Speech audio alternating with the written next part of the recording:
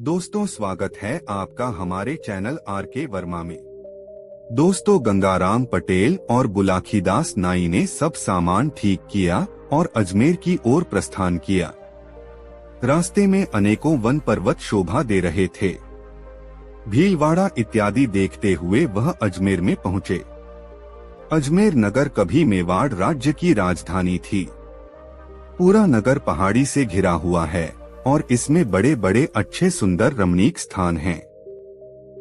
यहाँ ख्वाजा की दरगाह बड़ी प्रसिद्ध है।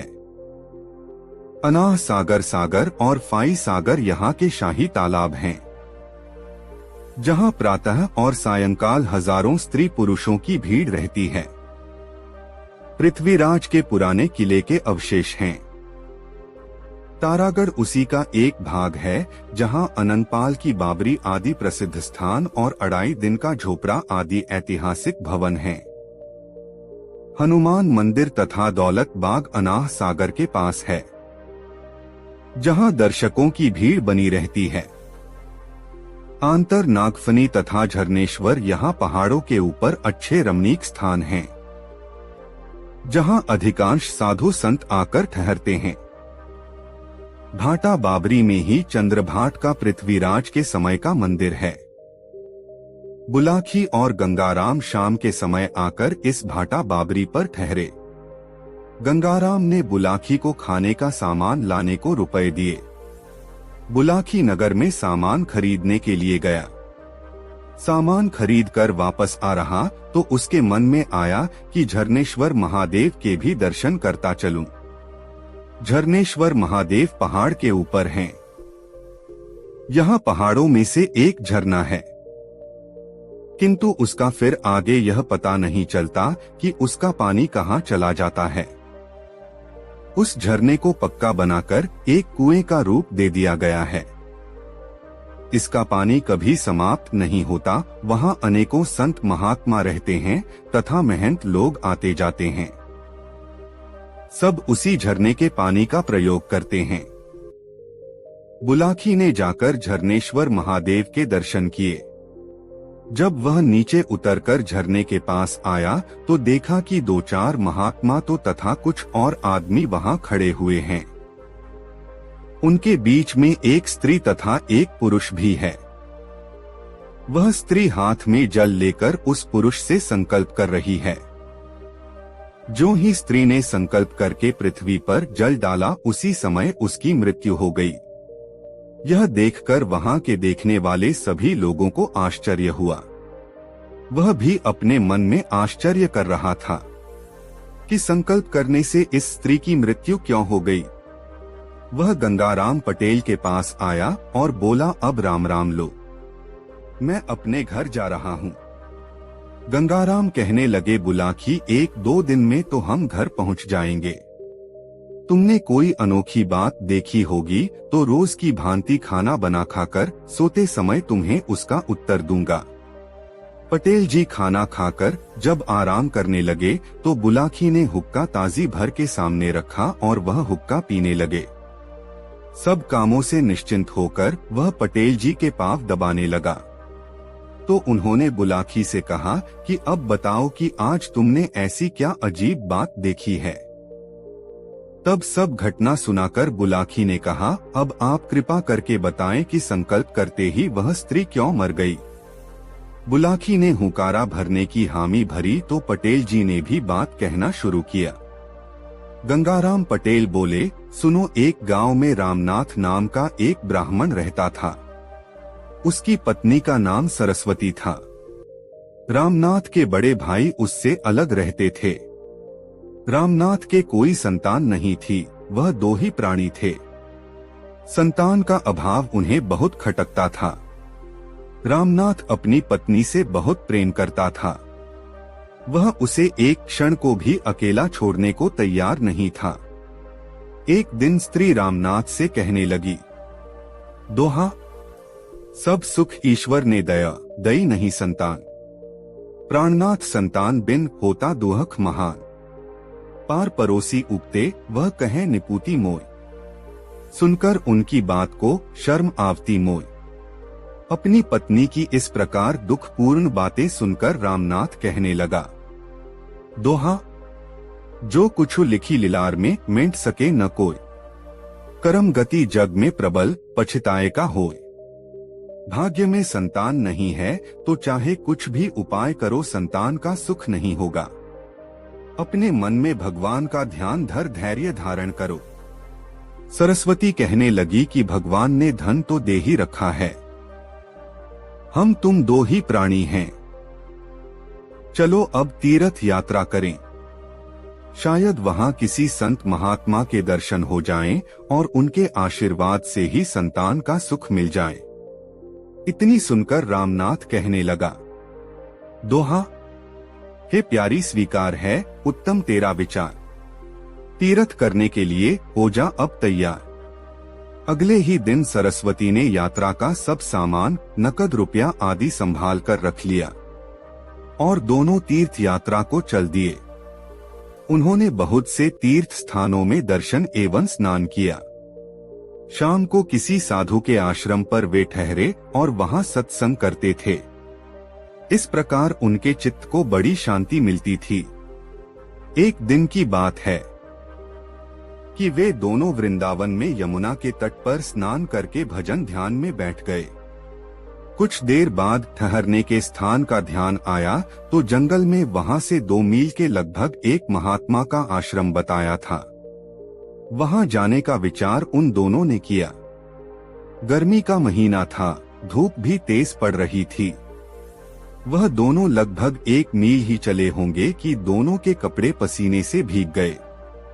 रास्ते के किनारे पीपल का एक बहुत बड़ा पेड़ था। दोनों सामान सहित पीपल की छाव में बैठ गए और अपना बिस्तर बिछाकर आराम करने लगे। ठंडी ठंडी हवा लगी तो सरस्वती को नींद आ गई और वह अचेत होकर सो गई।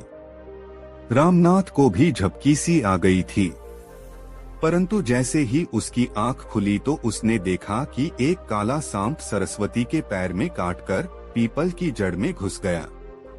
रामनाथ एकदम हड़बड़ा उठा और उसने अपनी पत्नी को झकझोरा, किंतु उसे तो काला सांप काट गया था, जिससे उसका दम निकल चुका था। रामनाथ बहुत दुखी हुआ और उसने समझ लिया कि जब उसकी पत्नी ही नहीं रही तो अब उसका भी संसार में जीवित रहना व्यर्थ है। वह प्यारी पत्नी का वियोग सह नहीं सकता था। इस कारण वह आत्महत्या करना ही चाहता था कि साधारण स्त्री पुरुष के भेष में वहां शिव पार्वती प्रकट हुए। शिव जी ने रामनाथ से कहा कि तुम इतने दुखी क्यों दिखाई दे रहे हो, इसका क्या कारण है? रामनाथ ने सब बात बताई और कहा कि मैं तो अपनी पत्नी के बिना जीवित नहीं रह सकता। शिवजी उसे समझाकर कहने लगे कि मुझे कुछ सिद्धि प्राप्त है। उसके प्रताप से तुम्हें यह बात बताता हूँ कि तुम्हारी पत्नी की आयु 35 साल लिखी हुई थी। वह आयु इसकी पूरी हो गई है और तभी सांप ने इसको काटा है। तुम्हारी उम्र 85 वर्ष लिखी हुई है, जिसमें से तुम्हारे 45 साल पूरे हो चुके हैं। तुम अपनी स्त्री का शोक ना करो, मौत तो एक दिन सबको आती है। रामनाथ कहने लगा, हे सिद्धराज, आपने जो कुछ भी कहा ठीक है, परंतु मैं अपनी पत्नी के बिना अब संसार में जीवित नहीं रह सकता। जब शिवजी के अनेकों भांति समझाने पर भी रामनाथ नहीं माना तो वह कहने लगे कि अब ऐसा करो, तुम अपनी उम्र में से 20 वर्ष का संकल्प अपनी स्त्री को अर्पण कर दो। तुम्हारी उम्र पाकर यह जीवित हो उठेगी और तुम्हारी 20 वर्ष घट जाएगी, अर्थात बाद में तुम दोनों एक साथ मरोगे, परंतु तुम यह बात अपनी पत्नी को कभी मत बताना। रामनाथ इस बात पर तैयार हो गया। हाथ में जल लेकर शिव जी ने रामनाथ की 20 साल की उम्र स्त्री को देने का संकल्प का जल पृथ्वी पर गिरते ही उसकी पत्नी उठकर बैठ गई और अपने पति से कहने लगी, आज तो दोपहरी में मुझे बड़ी अधिक नींद आ गई। शिव पार्वती तो पहले ही वहां से अंतर्ध्यान हो गए थे। रामनाथ और सरस्वती भी उस स्थान से महात्मा की कुटी की ओर चल दिए। कुछ देर चलते चलते वह महात्मा के आश्रम में पहुंच गए और महात्मा से आज्ञा लेकर वहां ठहर गए। वहां 2 दिन रुकने के बाद उन दोनों की इच्छा हुई कि उस शांतिदायक स्थान में थोड़े दिन और ठहरा जाए। अगले दिन रामनाथ तो नहाने गया था। उसकी पत्नी से एक महात्मा ने बात करना शुरू किया। वह 40 की आयु का एक तंदुरुस्त आदमी था। सरस्वती ने महात्मा को बताया कि उसके कोई संतान नहीं है। तो कहने लगा, अरे तुम्हारे भाग्य में तो 2 संतान हैं, परंतु वह तुम्हारे इस पति से नहीं होगी। तुम चाहो तो मैं तुम्हारी इच्छा पूर्ण करके के लिए अपने तपस्या खत्म कर सकता हूँ। सरस्वती उसके पैरों में पड़कर कहने लगी, आप कृपा कर मेरे संतान उत्पन्न कर दे। मैं संतान की खातिर अपने पति को भी त्याग दूंगी। महात्मा ने उसे धीरज बंधाया। सरस्वती और महात्मा की आंखें तो लड़ चुकी थी। रामनाथ जब नहाकर आया तो उसे सरस्वती ने किसी प्रकार की शंका नहीं होने दी। अब तो जब भी मौका मिलता सरस्वती और महात्मा दोनों रामनाथ को छोड़कर कहीं भाग जाने का विचार बनाया करते। सरस्वती उसके इशारे पर सब कुछ छोड़ने व करने को तैयार थी। आपस में सलाह कर एक दिन सरस्वती ने रामनाथ को खाने में विष दे दिया और जब वह बेहोश हो गया तो ढोंगी महात्मा सरस्वती को उसके सब धन के समेत अपने साथ लेकर भाग गया। उसी दिन एक महात्मा शाम के समय ठहरने को उस स्थान पर आया और उसने रामनाथ की दशा देखी तो समझ गया कि इस आदमी को जहर दिया गया है। उसने जड़ी बूटियों से उसका इलाज किया। विष का प्रभाव दूर होने पर उसे पता चला कि उसकी पत्नी सरस्वती उसका सब धन लेकर यहाँ रहने वाले एक महात्मा के साथ भाग गई है। तो उसे बड़ा दुख हुआ। महात्मा ने उसको सब प्रकार से धैर्य बंधाया और समझाया कि सब दुनिया स्वार्थी है, यहाँ कोई किसी का नहीं, परंतु उसकी बातें रामनाथ की समझ में नहीं आई और उसने पत्नी को ढूंढने का निश्चय किया। वह कुटी छोड़कर चल दिया और यहाँ वहाँ जगह जगह अपनी पत्नी का पता लगाने लगा। इस प्रकार उसे बरसों बीत गए। आज झरनेश्वर महादेव पर वह आदमी सरस्वती सहित आया था। घूमता हुआ रामनाथ भी वहीं आ पहुंचा था। उसने अपनी पत्नी को पहचान लिया। जब उसने साथ चलने को कहा तो वह और उसके साथ का आदमी, जो वही ढोंगी था, झगड़ा करने लगा। उसने लोगों को बताया कि यह स्त्री मेरी पत्नी है, मुझे जहर देकर इसके साथ चली आई है। सरस्वती ने कहा, यह पुरुष मेरा कोई नहीं है। मैं कोई नहीं तो ठीक है, लेकिन मैंने तुझे जो वस्तु संकल्प की थी वह मुझे संकल्प करके लौटा दे। सरस्वती ने हाथ में जल लेकर संकल्प किया कि मैंने जो कुछ इस पुरुष से लिया है वह वापस करती हूँ। तो संकल्प का जल पृथ्वी पर गिरते ही स्त्री की मृत्यु हो गई। हे बुलाखी, तुम यही घटना झरनेश्वर पर देखकर आए हो जो मैंने सुनाई है। अब सो जाओ, रात ज्यादा हो गई है, सवेरे जल्दी जागना है। दोस्तों, कहानी अच्छी लगी हो तो अपने मित्रों को जरूर शेयर करें। दोस्तों, जैसा कि हर बार की तरह इस बार भी दोस्तों काशी यात्रा से वापसी कर गंगाराम पटेल और बुलाखीराम नाई ने दिन भर की यात्रा समाप्त कर एक नए नगर में प्रवेश किया। वहां उन्होंने ठहरने के लिए एक उचित स्थान की खोज की और वहीं रैन बसेरा करने का निश्चय कर लिया। हस्बे मामूल के मुताबिक पटेल ने बुलाखी को पैसे देकर शहर में भोजन का सामान लेने भेज दिया और स्वयं अपनी दिनचर्या को निपटाने में व्यस्त हो गए। बुलाखी इस बार भी लौटा और एक नई खबर उसके पास तैयार थी। उसने सोचा इस खबर को पटेल को अभी सुनाऊंगा तो पटेल जी यह कहकर टाल देंगे कि रात्रि होने दे, भोजन करने के पश्चात बिस्तर पर लेटते समय तुझे तेरी बात का उत्तर दे दूंगा। इसलिए उसने वह बात उस समय पटेल को नहीं बताई। वह बात को पेट में डाले रहा। जब वे दोनों भोजन करके निवृत्त हो गए तब बुलाखी ने बात छेड़ी। पटेल जी, आज भी इस शहर में मैं एक नई घटना देख आया हूँ। ठीक है, उस घटना का वर्णन कर। फिर उसे सुनकर मैं तेरी बात का उत्तर दूंगा, पटेल ने कहा। पटेल जी, आज इस नगर में मैंने एक स्थान पर कुछ लोगों को खड़े देखा तो उत्सुकतावश मैं भी यह देखने पहुंच गया कि ये लोग गोल दायरा सा बनाए क्या कर रहे हैं। मैं भीड़ के मध्य पहुंचा और आगे को दृष्टि दौड़ाई तो देखा कि एक आदमी जमीन के अंदर सिर तक गड़ा है। उसका सारा शरीर तो भूमि में दबा हुआ था, मात्र उसका सिर ही जमीन से बाहर था। वहीं एक बड़ी सी जूती पड़ी थी। लोग बारी बारी से उस व्यक्ति के नंगे सिर पर जूती मारते और आगे बढ़ जाते थे। यह देखकर मेरी जिज्ञासा बढ़ गई और मैं मन में यह विचार करता हुआ लौट आया कि इसका रहस्य पटेल जी से ही पूछूंगा। अब आप मुझे उस व्यक्ति के विषय में बताएंगे तो मेरी जिज्ञासा शांत होगी।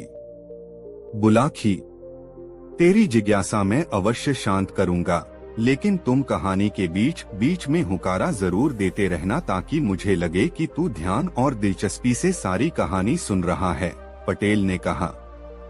मैं ऐसा ही करूंगा पटेल जी, बुलाखी ने कहा। अब आप अपनी कहानी आरंभ तो कीजिए। तो सुन बुलाखी, यहाँ से बहुत दूर चंपावती नाम का एक नगर है।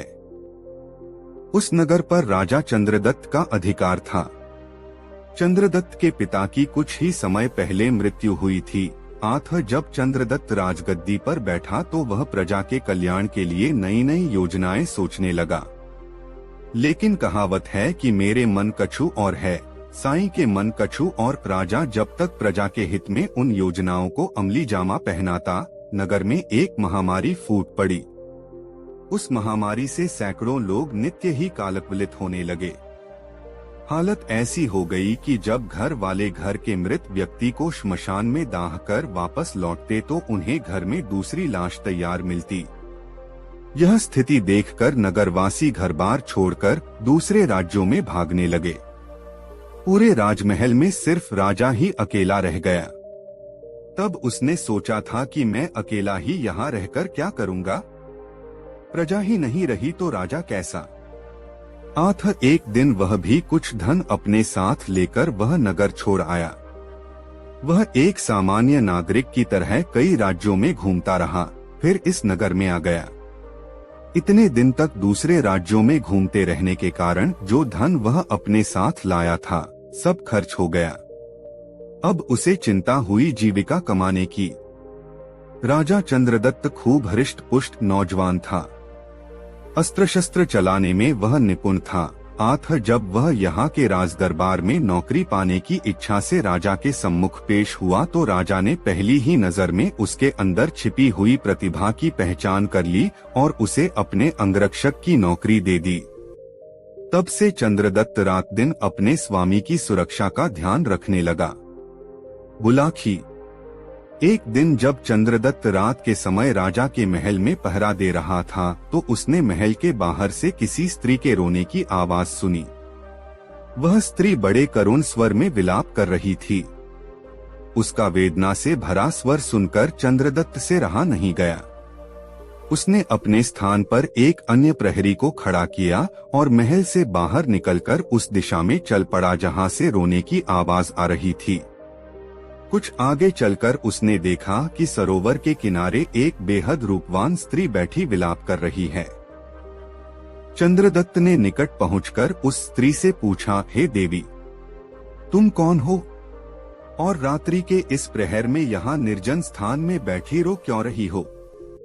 स्त्री बोली, हे युवक, मैं इस राज्य की ऐश्वर्य लक्ष्मी हूँ। अब तक मैं यहाँ सम्मान के साथ रह रही थी, लेकिन मेरे सम्मान के ये दिन अब समाप्त होने ही वाले हैं। अरे ये क्या कह रही हो देवी? चंद्रदत्त ने आश्चर्य से पूछा, क्या इस राज्य पर कोई विपत्ति आने वाली है या फिर राजा की निगाहों में तुम्हारे प्रति सम्मान की भावना का ह्रास होने लगा है? इन दोनों ही बातों में कोई बात सच नहीं है, युवक, ऐश्वर्य लक्ष्मी ने कहा। न तो इस राज्य पर कोई विपत्ति आने वाली है और न यहाँ के राजा ने मेरे सम्मान में कोई उपेक्षा दिखाई है। बात कुछ और ही है। मैं अपने लिए नहीं, यहाँ के राजा के जीवन के लिए चिंतित होकर रो रही हूँ। अब से 8वें दिन यहाँ के राजा पर घोर संकट आएगा। उस संकट में या तो उसके प्राण चले जाएंगे या फिर शेष जीवन उसे कारागार में व्यतीत करना पड़ेगा। उसी आशंका को जानकर मेरी रुलाई फूटी पड़ रही है। आगाम स्वयं को रोने से रोक नहीं पा रही हूँ। यह सुनकर चंद्रदत्त ने पूछा, हे देवी, मैं इस राजा का एक छोटा सा सेवक हूँ। राजा ने मुझे अपनी सुरक्षा के लिए नियुक्त किया हुआ है। यदि मेरे होते हुए राजा का जीवन किसी खतरे में पड़ता है तो यह मेरे लिए लज्जा की बात होगी। मुझे कोई ऐसा उपाय बताओ कि मैं सतर्क रहकर हर क्षण अपने स्वामी की रक्षा कर सकूं। हे युवक, ऐश्वर्य लक्ष्मी बोली, कभी कभी सतर्कता बरतने से बड़ा संकट भी टल जाया करता है। मैं तो तुमसे यही कहूंगी कि आगामी 8 दिनों तक तुम बेहद सतर्क और चौकन्ने रहकर राजा की निगरानी करो। हो सकता है तब वह विपत्ति स्वयं ही किनारा कर ले। मैं ऐसा ही करूंगा देवी, बस मुझे आपका आशीर्वाद चाहिए। ऐसा कहकर चंद्रदत्त ने झुककर ऐश्वर्य लक्ष्मी के पैर छूने चाहे, पर वह उसी क्षण अंतर्धान हो गई। बुलाखी। चंद्रदत्त ने वापस लौटकर जब राजा को यह बात बताई तो वह भी आशंकित हो गया। उसने अपने महल की सुरक्षा व्यवस्था बढ़ा दी और सैनिकों के कठोर पहरे में बाहर आने जाने लगा। 7 दिन तक कोई घटना नहीं घटी, लेकिन 8वें दिन एक घटना का सूत्रपात हो गया। रात्रि के समय जब चंद्रदत्त महल की छत पर खड़ा होकर चारों ओर का निरीक्षण कर रहा था, तब उस सरोवर के निकट जहां वह ऐश्वर्य लक्ष्मी से मिला था, रात्रि के अंधकार में उसे कुछ जुगनू से उड़ते प्रतीत हुए। उसने गौर से निरीक्षण किया तो देखा कि वह जुगनू नहीं, मशालों की रोशनी थी, जिन्हें किसी तरह इस प्रकार ढक दिया गया था ताकि उनका प्रकाश चारों ओर न फैलकर एक ही दिशा में इंगित रहे। जुगनू की चमक तो जलती बुझती रहती है, लेकिन दिखाई देने वाली चमक स्थिर थी। उन रोशनियों को देखकर चंद्रदत्त के मन में एक ही विचार उभरा, खतरा। तब वह तलवार लिए छत से उतरकर उसी दिशा में दौड़ गया। वहां पहुंचकर वह एक स्थान पर छिपकर खड़ा हो गया। थोड़ी ही देर बाद कमर में हथियार बांधे लगभग 20 नकाबपोशों का दल वहां पहुंचा। वहां उन्होंने एक जगह से कूड़े का एक बड़ा सा ढेर हटाया। ढेर हटा तो वहां एक सुरंग का मुहाना दिखाई देने लगा।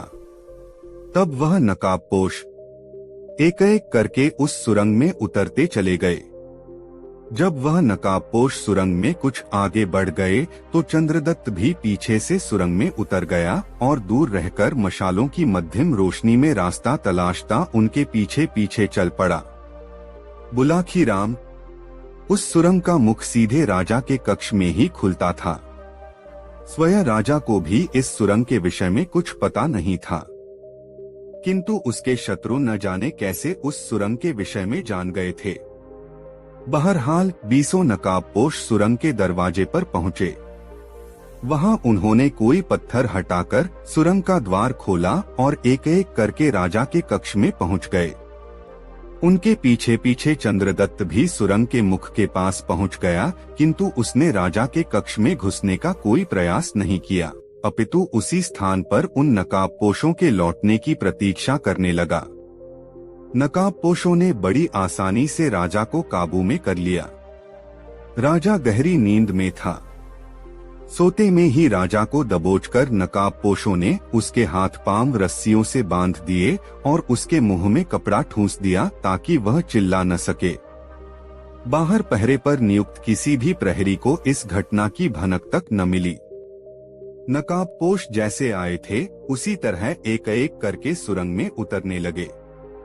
बस यही मौका था चंद्रदत्त को पराक्रम दिखाने का। जैसे पहला नकाबपोश पेट के बल रेंगता हुआ गुफा में दाखिल हुआ, चंद्रदत्त ने खट से उसका सिर काटकर आगे की ओर फेंक दिया। उसका धड़ खींचकर उसने दीवार के साथ सटाकर खड़ा कर दिया।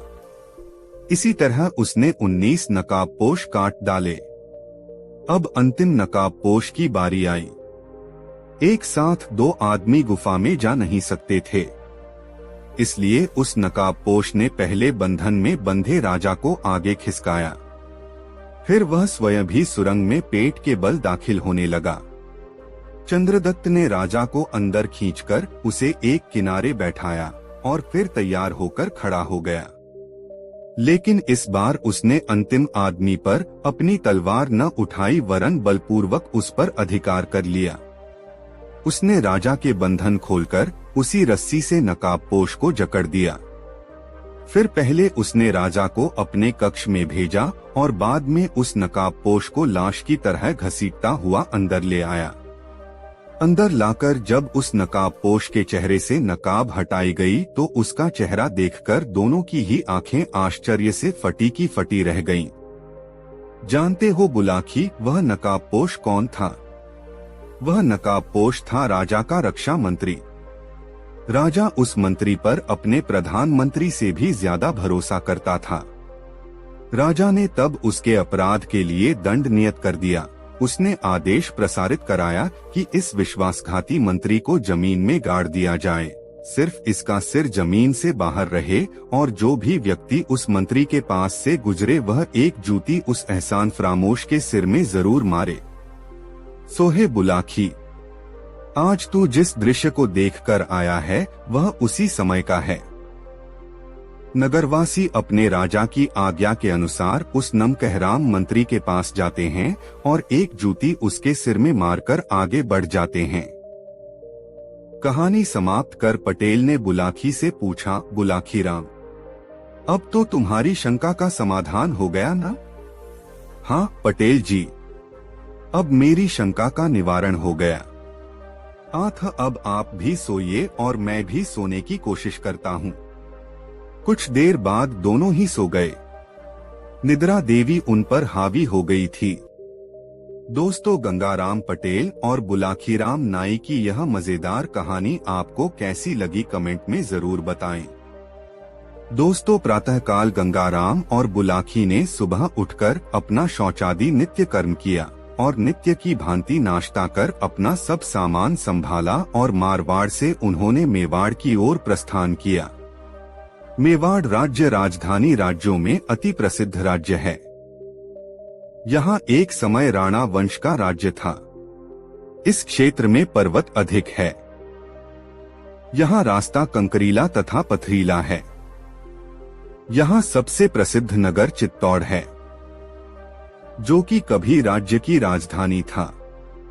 गंगाराम और बुलाकी सायंकाल चलते चलते चित्तौड़ नगर में आए। उन्होंने देखा कि चित्तौड़ नगर गंभीरी नदी के तट पर बसा हुआ है। चित्तौड़ का किला भारत के सभी किलों में बड़ा है, जो कई मील में बना हुआ है। किले के 7 दरवाजे हैं।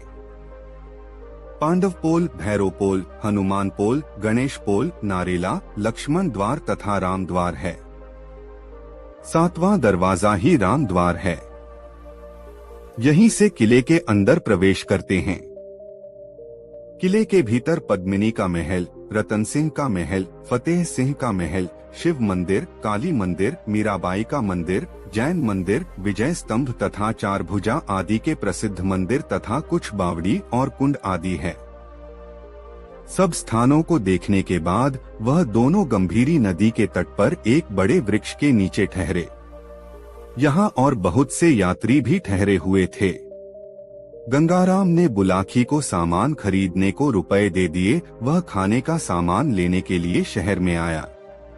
जब वह सामान खरीदने के लिए जा रहा था तो उसने देखा कि एक भटियारा, एक फौजी जवान तथा एक वेश्या एक आदमी को पकड़े हुए राजदरबार की ओर जा रहे हैं।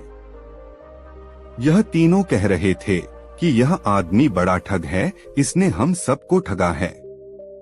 आज मुश्किल से पकड़ा गया है। इसे राजा के यहाँ ले जाकर सजा दिलाएंगे। उनके साथ बहुत भीड़ थी। यह सब देखता हुआ वह सामान खरीदने चला गया और कई दुकानों से जाकर सामान खरीदा। जब सामान खरीदकर वापस आया तो देखा नगर निवासियों के साथ वह ठग आजादी से घूमता आ रहा था। लोगों से पूछने पर पता चला कि इसने भी राजा के सामने सब अपराध स्वीकार कर लिया था। फिर भी इसे निर्दोष कहकर छोड़ दिया गया। यह सुनकर उसे बड़ा आश्चर्य हुआ कि अपराध स्वीकार कर लेने के बाद राजा ने उसे बिना दंड दिए क्यों छोड़ दिया। यह विचार करता हुआ वह गंगाराम पटेल के पास आया, सामान सामने रखकर बोला कि मेरी राम राम लो, मैं घर चला। पटेल जी बोले, तुमने जरूर कोई चरित्र देखा है, पहले खाना तो बनाओ, फिर मैं तुम्हारी बात का जवाब दूंगा। पटेल की यह बात सुनकर बुलाकी जल लाया। बर्तन साफ किए, उसके बाद उन्होंने मिलजुल कर खाना बनाकर खाया।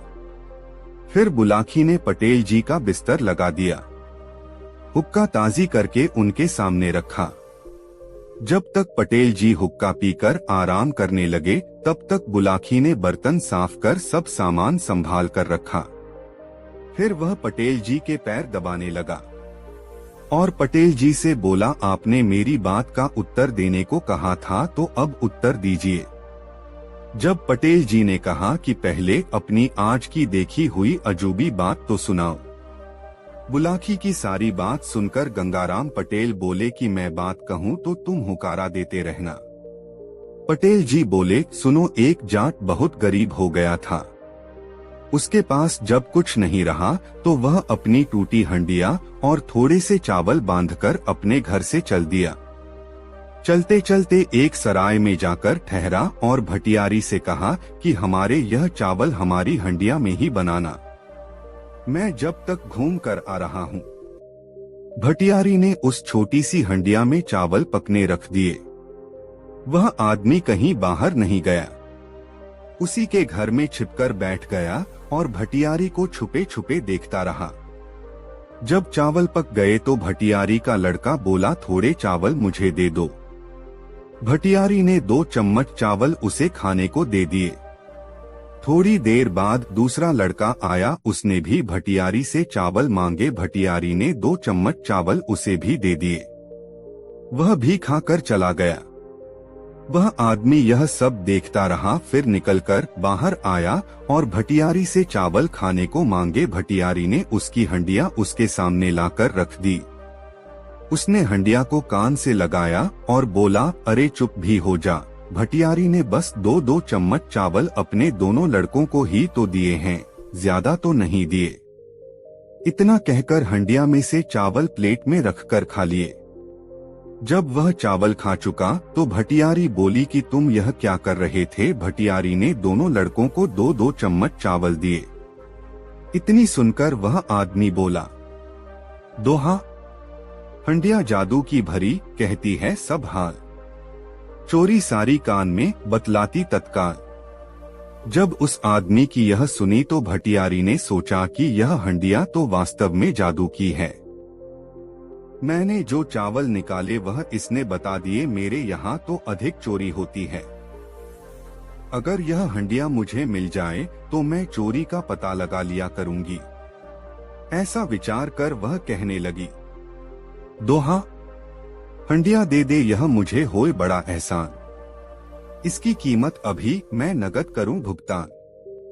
भटियारी की यह बात सुनकर हंडिया का मालिक बोला, दोहा, 100 रुपया का मोल है, सुन भटियारिन बात। लेना जो चाहे इसे, 100 रुपया धर हाथ। भटियारिन को हंडिया से मोह हो गया था।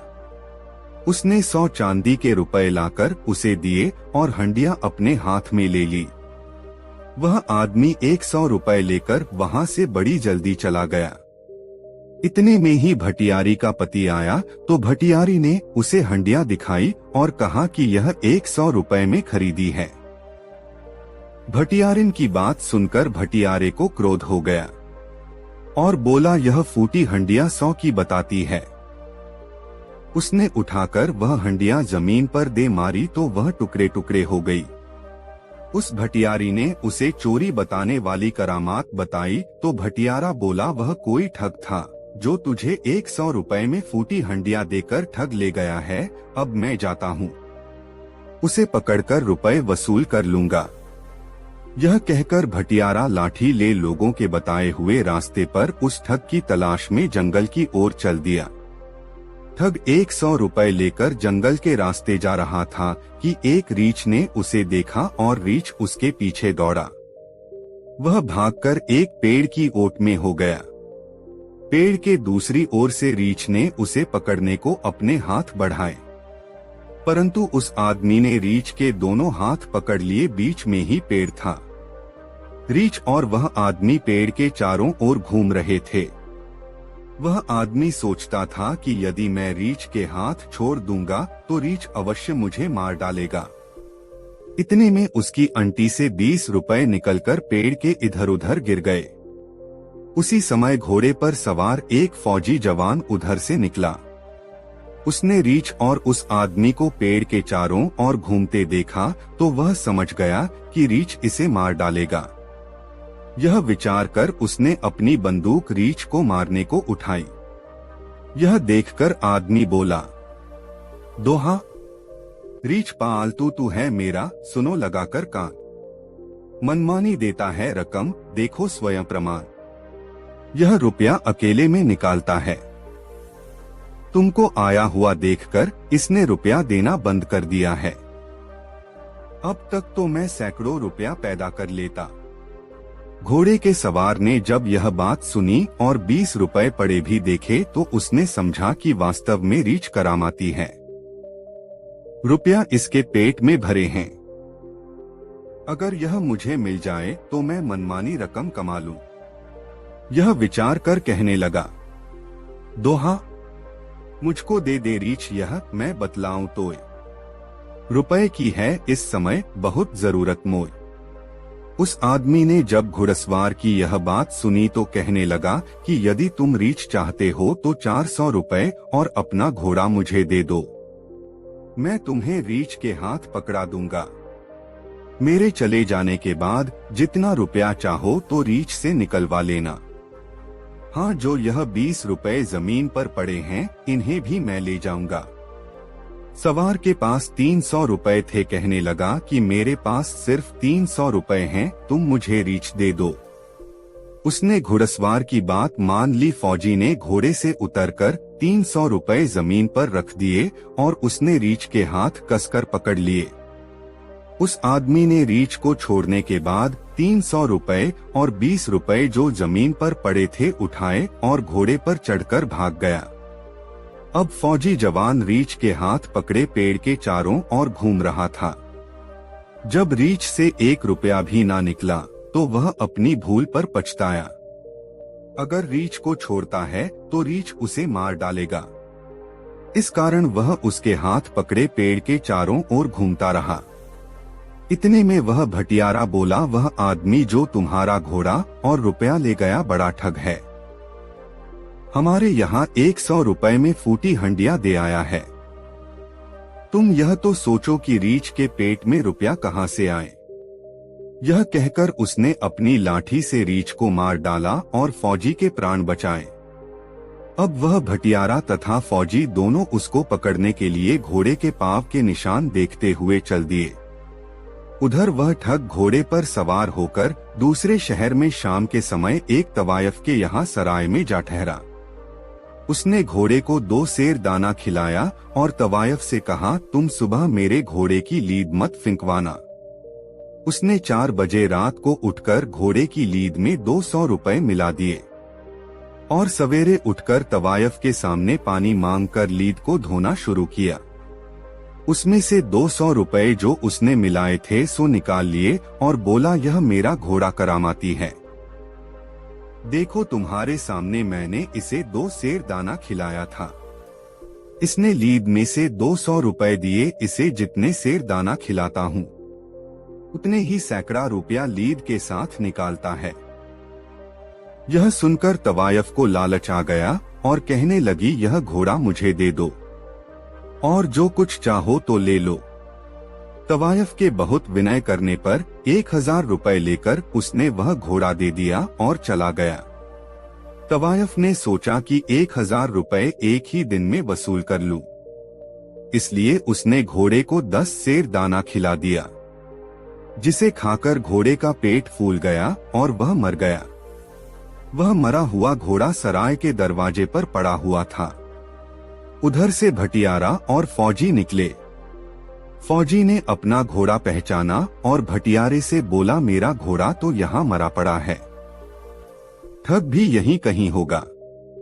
जब उन्होंने तवायफ से पता लगाया तो उसने कहा कि एक आदमी इसे करामाती घोड़ा बताकर 1000 रुपए में बेच गया है। फौजी बोला, घोड़ा मेरा है, इसमें कोई करामात नहीं थी। तुम्हारी भांति ही उस ठग ने हम दोनों को भी ठगा है। चलो अब हम दोनों मिलकर उसे तलाश करेंगे और पकड़कर अपना रुपया वसूल करेंगे। अब वह तवायफ भी उनके साथ में हो गई। अब भटियारे, फौजी और तवायफ तीनों ही उसको ढूंढने के लिए चल दिए और उसी शहर में घूमते हुए उसको पकड़ भी लिया। और जब वह नहीं माना तो वे अपना न्याय कराने के लिए उसे राज दरबार में ले गए। सबसे पहले राजा के सामने भटियारे ने अपना दावा रखा। वह बोला कि यह आदमी ठग है। मेरी पत्नी को फूटी हंडिया 100 रुपए में देकर ठग लाया है, जिसने उसे यह लालच दिया था कि हंडिया मेरी करामाती है और चोरी बताती है। राजा ने उससे पूछा कि भटियारा जो कुछ कह रहा है क्या ठीक है? वह आदमी बोला, वास्तव में मेरी हड्डियां करामाती थी और वह चोरी बताती थी। आप उस हंडिया को मंगाकर जांच कर लीजिए। राजा ने भटियारे से कहा कि वह हंडिया लाओ। भटियारा बोला, वह तो मैंने फोड़ दी। राजा कहने लगा, जब हंडिया ही नहीं तो मैं न्याय कैसे करूं? इसके बाद फौजी ने अपनी फरियाद की कि यह आदमी ठग है। यह 300 रुपए और घोड़ा मुझसे बहका कर ले गया और एक रीछ का हाथ पकड़ा आया। इसने कहा था कि यह रीछ अकेले में पेट से टट्टी की राह रुपए निकालता है। राजा ने उससे पूछा, क्या तुमने 300 रुपए और घोड़ा लेकर इन्हें रीछ दिया था? उसने उत्तर दिया, महाराज मेरा रीछ करामाती था, मैंने जो कुछ भी कहा था सत्य है। रीछ को मंगवा कर जांच कर ली जाए। भटियारा बोला, उसको मारकर तो मैंने इसकी जान बचाई है। राजा बोला, तुम्हारे मामले में भी यह निर्दोष है क्योंकि तुमने रीछ मार दिया है। इसके बाद तवायफ ने कहा, यह 1000 रुपए में अपना घोड़ा मुझे इस शर्त पर बेच आया था कि इसे जितने सेर दाना खिलाते हैं उतने 100 रुपए लीद के साथ देता है। इस प्रकार इसने मुझे धोखा दिया है। ठग बोला, श्रीमान जी घोड़े को मंगाकर आप मेरी साँच झूठ की जांच कर लें। वैसे मेरी बात झूठ हो तो मुझे कठोर सजा दीजिए। राजा के पूछने पर तवायफ ने बताया कि घोड़ा तो मर गया है। राजा ने कहा, बिना घोड़े के फैसला क्या करूं? हे बुलाखी नाई, तुम इसी ठग को देखकर आए हो, जिसे सबूत न मिलने पर राजा ने निर्दोष छोड़ दिया। अब रात अधिक हो गई है, सवेरे जल्दी जागना है, इसलिए अब सो जाओ। दोस्तों, गंगाराम पटेल और बुलाखीराम नाई की यह मजेदार कहानी आपको कैसी लगी कमेंट बॉक्स में जरूर बताएं। दोस्तों, गंगाराम पटेल और बुलाखी दास दोनों उठ बैठे। उन्होंने कुछ नाश्ता करके अपना सब सामान संभालकर भावनगर से प्रस्थान किया। मार्ग के किनारे के दृश्यों को देखते हुए वह घोड़े पर जल्दी जल्दी जा रहे थे, क्योंकि अब तो उन्हें अपने घर पहुंचने की फिक्र थी।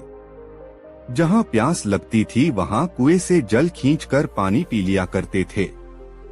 आज तो उन्होंने मार्ग में कहीं विश्राम भी नहीं किया। वह बीकानेर होते हुए सुरेंद्र नगर आए। वहां से मार्ग तो अहमदाबाद की तरफ जाता था और दूसरा मेहसाना की ओर। अहमदाबाद का मार्ग छोड़कर वह मेहसाना के मार्ग पर चले। चलते चलते सायंकाल वह मेहसाना आ गए। नगर के किनारे पर ही संत का एक आश्रम था। गंगाराम पटेल ने वहां के महात्मा से अपने ठहरने का विचार प्रकट किया तो उन्हें ठहरने की आज्ञा मिल गई। पटेल जी और बुलाखी ने देखा कि आश्रम पर अनेक संत महात्मा ठहरे हुए हैं। कोई वैष्णव है तो कोई सन्यासी, कहीं पर उदासीन अपना धूनी जमाए चिमटा गाड़े हुए आसन पर विराज रहे हैं। अनेक भक्त संतों की सेवा में लगे हुए हैं। पटेल जी अपना सामान महात्माओं से अलग एक और कुएं के पास रखवाया। उसके बाद बुलाकी को 50 रुपए देकर कहा कि तुम सामान लेकर जल्दी आना, कहीं ऐसा ना हो कि तुम बाजार में जाकर इधर उधर घूमते रहो। अगर बाजार बंद हो गया और सामान ना मिला तो भूखा ही मरना पड़ेगा। बुलाकी रुपए लेकर बाजार गया। वहाँ उसने अपना आवश्यक सामान खरीदा और जब वह आ रहा था तो उसने देखा कि एक अच्छा जुलूस जा रहा है।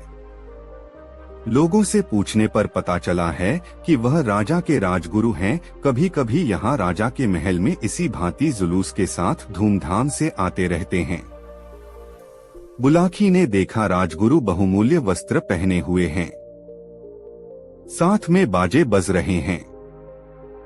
उसी समय वहाँ एक आदमी आया जिसके साथ 4 सिपाही थे। उस आदमी के आदेश से सिपाहियों ने राजगुरु को पकड़कर उसके हाथों में हथकड़ी डाल दी। बुलाकी यह सब देखता रहा। जुलूस में हलचल मच गई। लोगों ने राजा को खबर की। राजा भी वहां आया और उसने राजगुरु को प्रणाम तो किया, परंतु उन्हें सिपाहियों से मुक्त नहीं करा सका। यह देख बुलाकी को बड़ा आश्चर्य हुआ कि मामूली आदमी के कहने से सिपाहियों ने राजगुरु के हथकड़ी डाल दी और राजा अपने गुरु को मुक्त नहीं करा सका। बुलाकी सोच रहा था कि राजगुरु को गिरफ्तार करने वाला यह कौन आदमी हो सकता है। यूं विचार करता हुआ बुलाकी अपना सामान लेकर संत के आश्रम पर आया और पटेल जी के सामने सब सामान रखकर कहने लगा कि अब मैं अपने घर जाता हूँ, मेरी राम राम लो। पटेल जी बोले, हे बुलाकी, मैं समझता हूँ तुम अवश्य कोई अजूबा चरित्र देखकर आए हो। अभी पहले भोजन का प्रबंध तो करो, फिर सोते समय तुम्हारी बात को सुन लूंगा और उसका जवाब दूंगा। तब बुलाकी ने कुएं से पानी खींचा, बर्तन व नित्य की भांति मिलजुल कर भोजन बनाकर खाया। फिर बुलाकी ने पटेल जी का बिस्तर लगा दिया, हुक्का भर कर रख दिया। पटेल जी हुक्का पीने लगे। तब बुलाकी ने बर्तन साफ करके रखे और सब सामान चौकसी के साथ रख दिया और फिर पटेल जी के पैर दबाने लगा। जब पटेल जी को नींद आने लगी तो बुलाकी बोला कि आज तो मेरी बात का जवाब दिए बिना ही सोने लगे।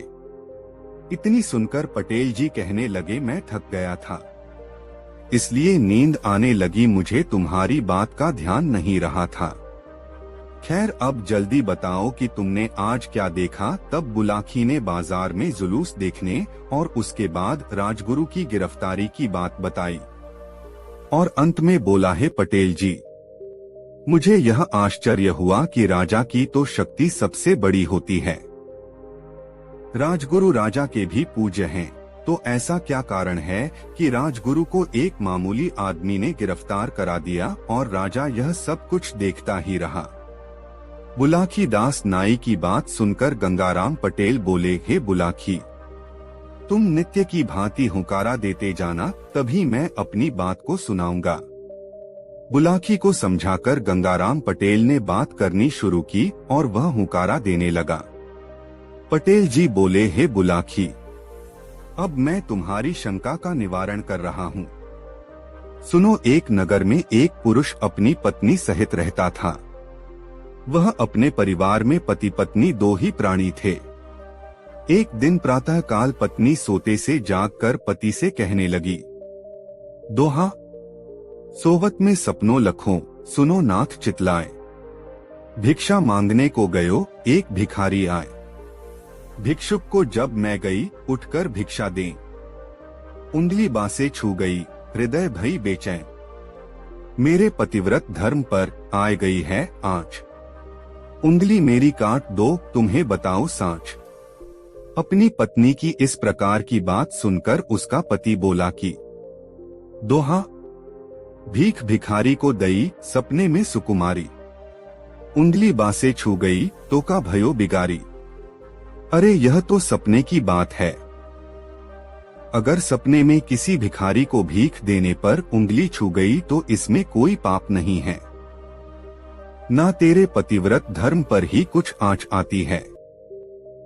इसलिए यह उंगली काटने की बात तेरी व्यर्थ है। उसने अपनी पत्नी को समझाकर उसके पतिव्रत धर्म की प्रशंसा की और अपने अपने नित्य कर्म दोनों ने किए। बाद में पत्नी ने भोजन बनाकर पति को खिलाया और कहने लगी कि यह हमारे कपड़े हैं, इन्हें बाजार से अभी सिला लाओ। वह आदमी अपनी पत्नी के कपड़े लेकर बाजार सिलाने गया। एक दुकान के आगे एक दर्जी बैठा कपड़े सी रहा था। वही उसकी मशीन तथा सब सामान रखा था। उसी के पास जाकर उसने कहा कि हमारी पत्नी के यह कपड़े तुम्हें आज ही सीने हैं।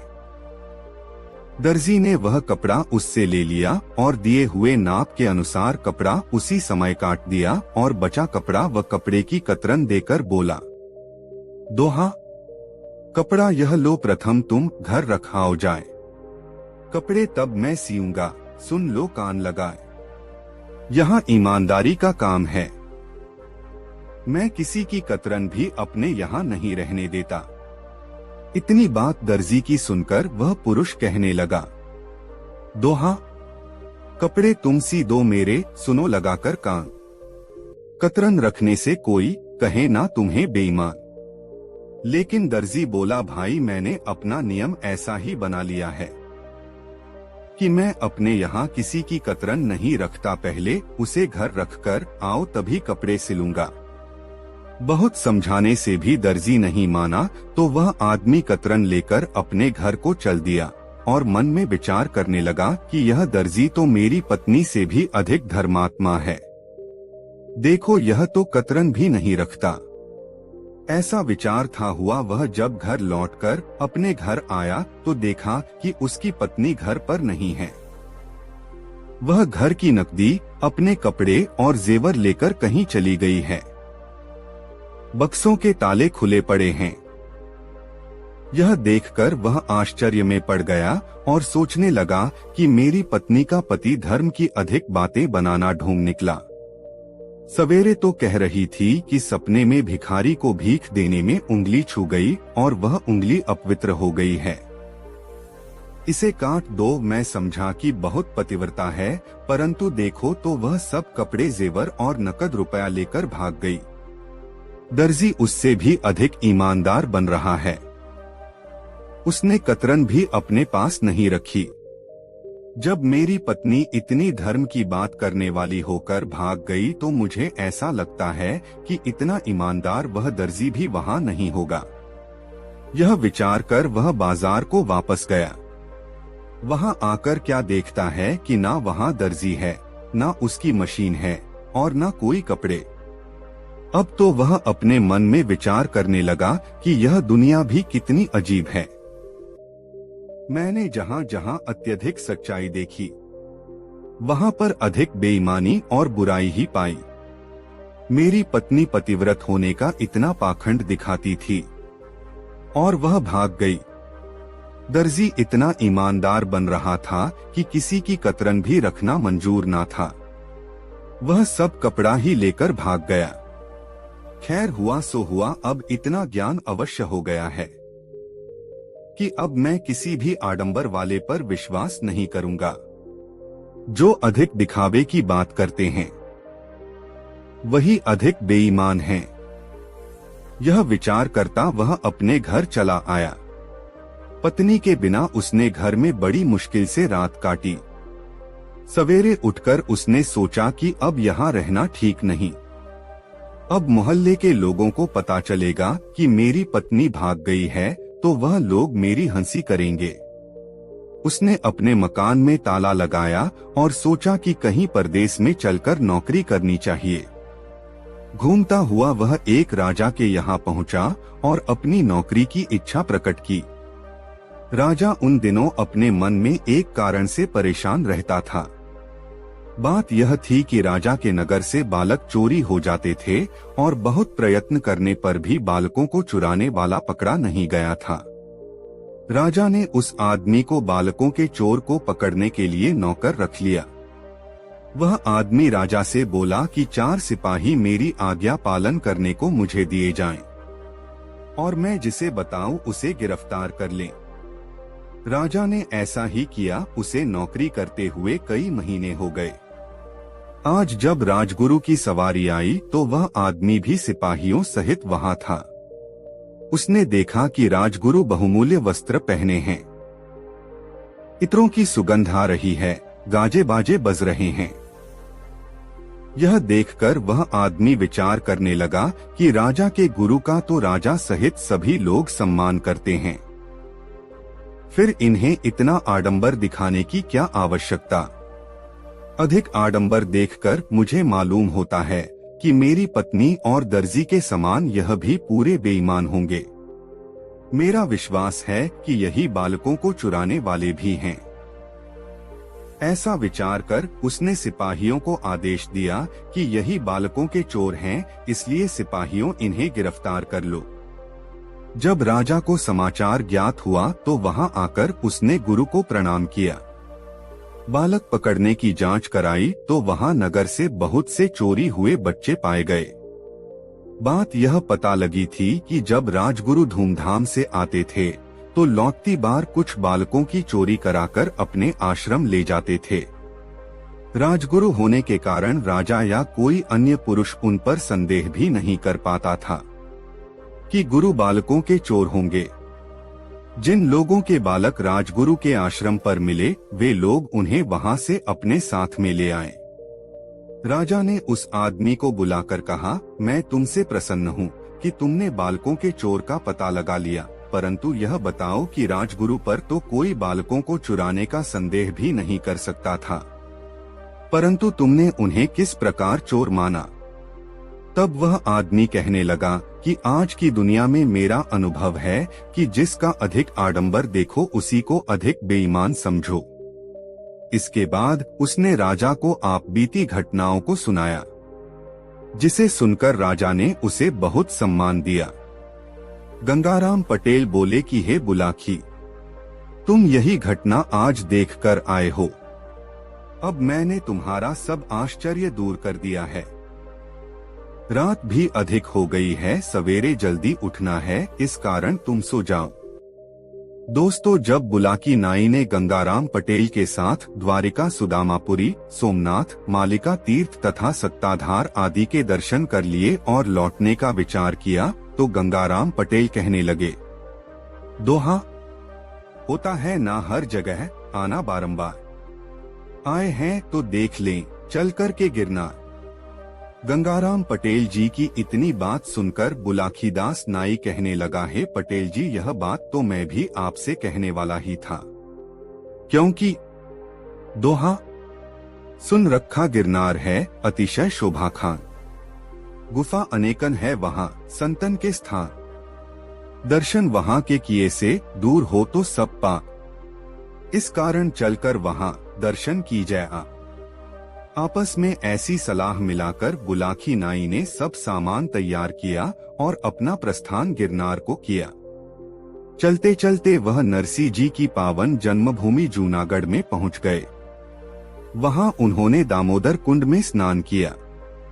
नरसी जी का जन्मस्थान, पुराना किला, गिरनार पहाड़ पर भतृहरि गुफा, राम मंदिर, जैन मंदिर, गोमुख अंबाजी का मंदिर, गोरखधूना, दत्तात्रेय जी की चरण पादुका, कमंडल कुंड, मुचुकुंद गुफा इत्यादि देखकर वह जूनागढ़ लौट आए और एक बगीची पर अपना आसन लगा दिया। गंगाराम पटेल ने बुलाकी को सामान लाने के लिए रुपए दिए।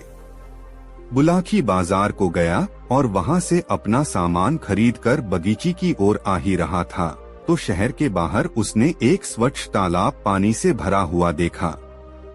उसमें शोभायमान कमल के फूल खिले हुए थे। तालाब की ओर से संगीत की मनोहर ध्वनि तो आ रही थी, परंतु वहां गाने बजाने वाला कोई भी दिखाई नहीं दे रहा था।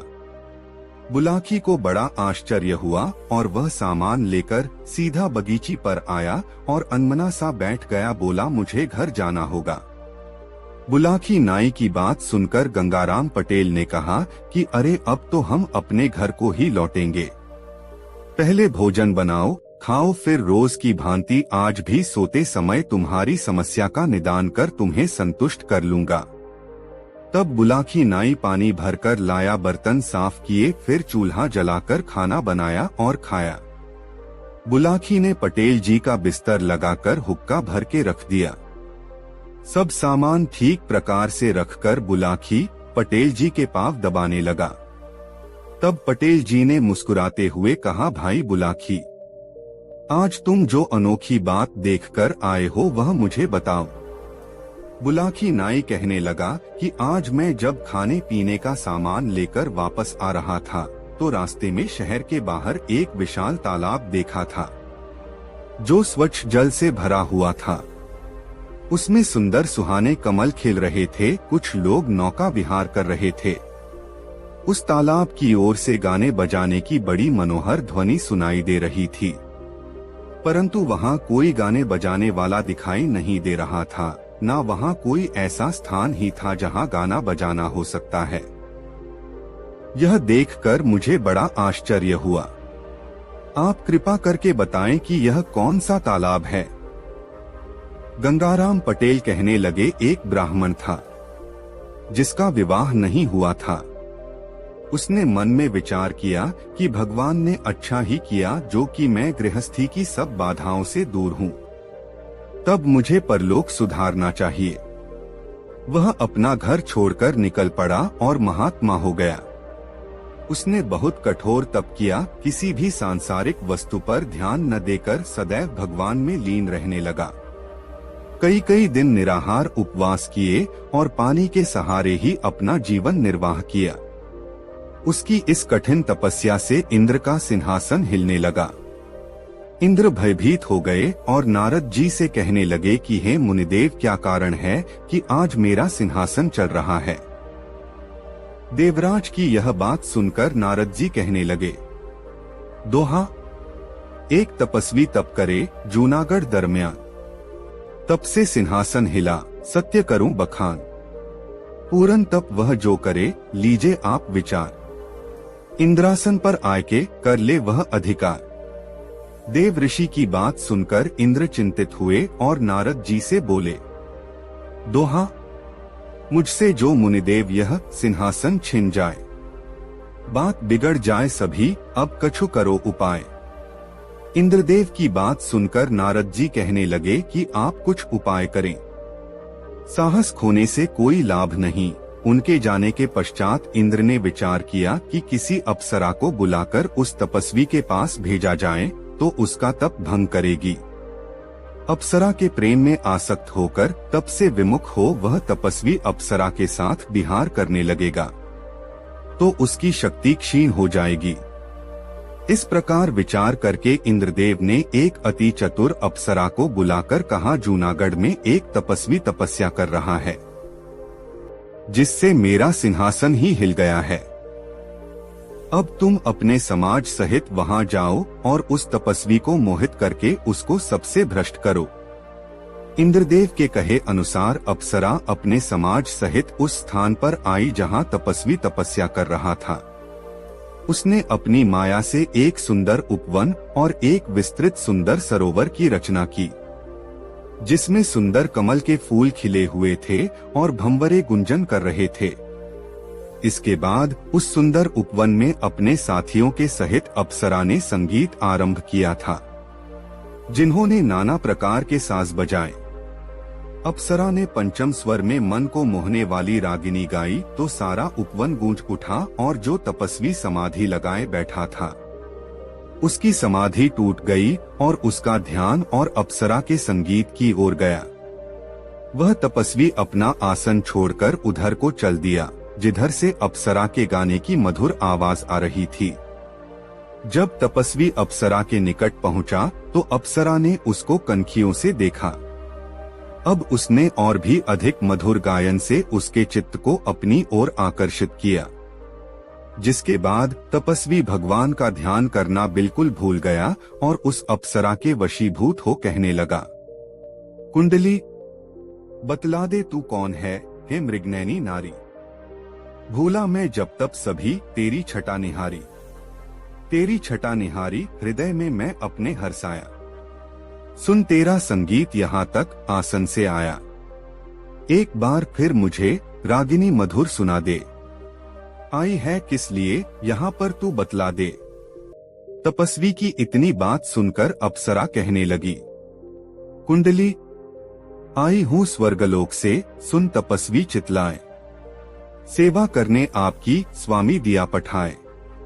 स्वामी दिया पठाए, दर्श कर चित हर्षाया। धन्य हमारा भाग, आपका दर्शन पाया। जो कुछ आज्ञा देव करूं तो अब हूँ सेवकाई। इच्छा पूर्ण करन आपकी हूँ मैं आई। अप्सरा की ऐसी बात सुनकर तपस्वी बड़ा आनंदित हुआ।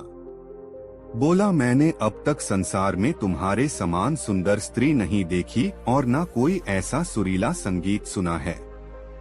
मेरा मन तुम्हारी सुंदरता को देखकर ऐसा मोहित हो गया है कि मैं यही चाहता हूँ कि तुम सदा मेरे नेत्रों के सामने रहो और अपने मधुर संगीत द्वारा मेरी इच्छा पूर्ण करती रहो। तपस्वी की यह बात सुनकर अप्सरा कहने लगी, आप एक तपस्वी हैं, आपकी इच्छा पूरी करना तो मेरा परम कर्तव्य तथा धर्म है। मैं आपकी आज्ञा को शिरोधार्य कर पालन करूंगी। अब आप मुझे सेवा की आज्ञा तो दीजिए। मैं वही करूंगी जिसे करके आपको सुख पहुँचे। अप्सरा की यह बात सुनकर तपस्वी कहने लगा, यदि तुम यहाँ उपवन में रह अपने संगीत एवं सहवास से मेरी इच्छा पूरी करोगी तो समाज वाले देखकर हंसेंगे। आथ किसी अदृश्य स्थान में तुम मेरी कुछ समय तक इच्छा पूरी कर सको तो मैं अपने को अत्यंत भाग्यशाली समझूंगा।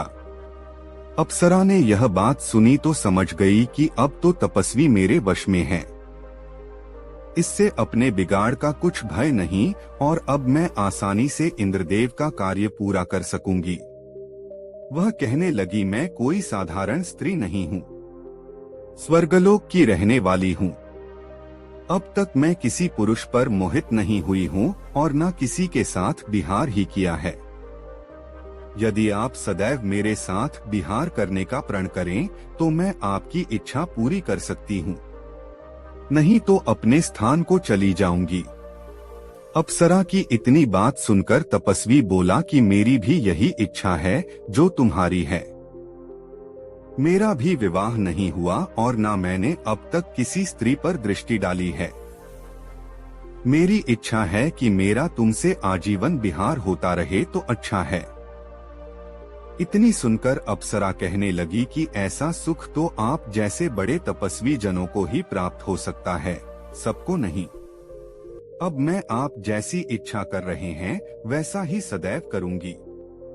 अपने मन में विचार कर अप्सरा ने इंद्रदेव के कार्य को सिद्ध करने का उचित उपाय किया। उस सरोवर के नीचे उसने अपनी माया से एक ऐसे बहुत सुंदर भवन की रचना की जो कि दिखाई नहीं देता था। उस भवन के ऊपर जल भरा हुआ था जिसमें कि सुहाने सुहाने कमल भी खिल रहे थे, भंवरे फूलों पर गुंजार कर रहे थे। भवन में अनेकों मणियां लगी हुई थी जिनसे कि अद्भुत प्रकाश होता था। स्वर्ग जैसे समस्त सुखों के साधन उस भवन में उपलब्ध थे। अप्सरा अपने साथियों सहित उस तपस्वी सहित निवास करने लगी। अन्य कक्षाओं में अपने साथियों को ठहराया और स्वयं अप्सरा तपस्वी से विहार करने लगी। जब भी तपस्वी को संगीत सुनने की इच्छा होती है तभी अप्सरा अपने साथियों सहित वहां गाना बजाना आरंभ कर देती है। हे बुलाखीदास, इस तालाब में जल के नीचे उसी अप्सरा द्वारा बनाए हुए माया का भवन है जो किसी को दिखाई नहीं देता और वहां अप्सरा उस तपस्वी सहित विहार करती है। उस अप्सरा के साथी भी दूसरे कमरे में रहते हैं। तुमने जो गाने बजाने की आवाज सुनी है वह उसी अप्सरा और उसके साथियों की है। अब तुम्हारी बात का जवाब मिल गया। रात भी अधिक हो गई है, आथा अब सो जाओ क्योंकि सवेरे जल्दी उठना है। दोस्तों, यह कहानी आपको कैसी लगी कमेंट में जरूर बताएं। ऐसी और नई मजेदार कहानी सुनने के लिए हमारे चैनल आरके वर्मा को सब्सक्राइब जरूर कर लें और यह वीडियो अपने मित्रों को जरूर शेयर करें। वीडियो देखने के लिए आपका बहुत बहुत धन्यवाद। मिलते हैं किसी अगले वीडियो में, तब तक के लिए जय श्री राधे राधे। धन्यवाद।